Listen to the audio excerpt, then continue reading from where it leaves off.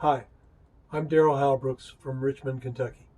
I'm reading an excerpt from my story, Crime and Punishment. I watched the police cruiser roll slowly by. Overhead, the whoomp whoomp of helicopter rotors. I can also see a man hiding in my neighbor's bushes. When I motion to him, he hesitates, but when I signal more vigorously, he cautiously approaches. Are they looking for you? Yes, ma'am. What did you do, if I might ask? He seems a bit surprised that I show interest in his plight. Well, according to them, murder. Murder? That's ridiculous. You seem much too nicely dressed for such a serious crime. Isn't that an Armani? This old thing? He says, brushing some twiggy debris from his suit jacket. Nah, it's some kind of knockoff. Let me have a look at the label. He bends his head forward so I can peek behind his collar, but the label's been cut away. I don't care anyway, he says. Second best is good enough for me, I always say. You better come in, young man. So who is it that you supposedly murdered, Mr. Sorry, I didn't get your name. I'm Ann. I'm Fido, he says, offering his hand. Fido, like as in the dog Fido? Funny, that's what everybody says, but when they stop to think about it, no one's ever actually heard of a dog named Fido.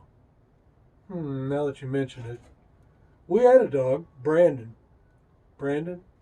My dad, whom I only met 3 years ago, he ran off shortly after I came into the world. He named him, but Mom always called him Landon. Landon. Well, okay then. So, Fido, about this murder. Well, technically it wasn't murder. I caused a death, but murder, in my opinion, is a bit over the top. I don't really want to talk about it. I'm so dehydrated. Dehydrated? Well, I guess so, with being on the run and all.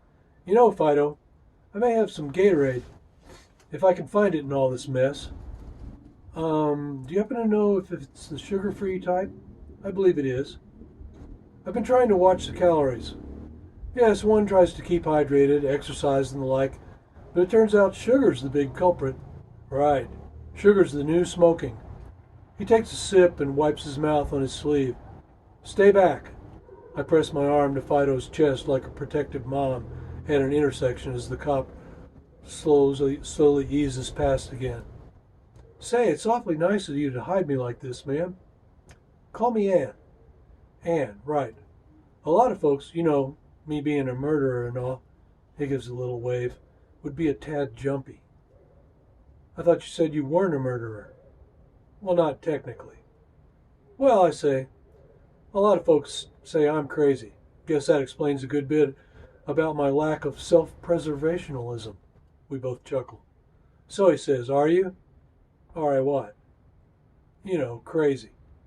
Oh, well, most likely. Well, I wonder if you'd allow me to lay low until this thing blows over.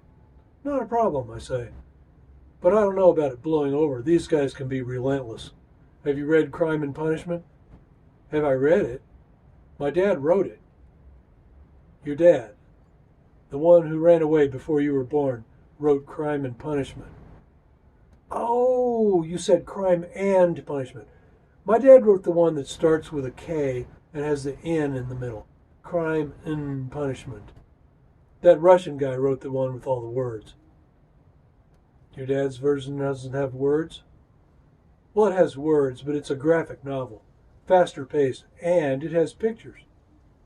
It's a comic book. Fido looks hurt. My dad doesn't like it when somebody says that. He says comic books tell their story over several issues. A graphic novel is compact. The entire story is contained in a single volume. That's it? That's his argument for denigrating one of the world's great literary works with his picture book? My dad says times are changing, and words are no longer enough.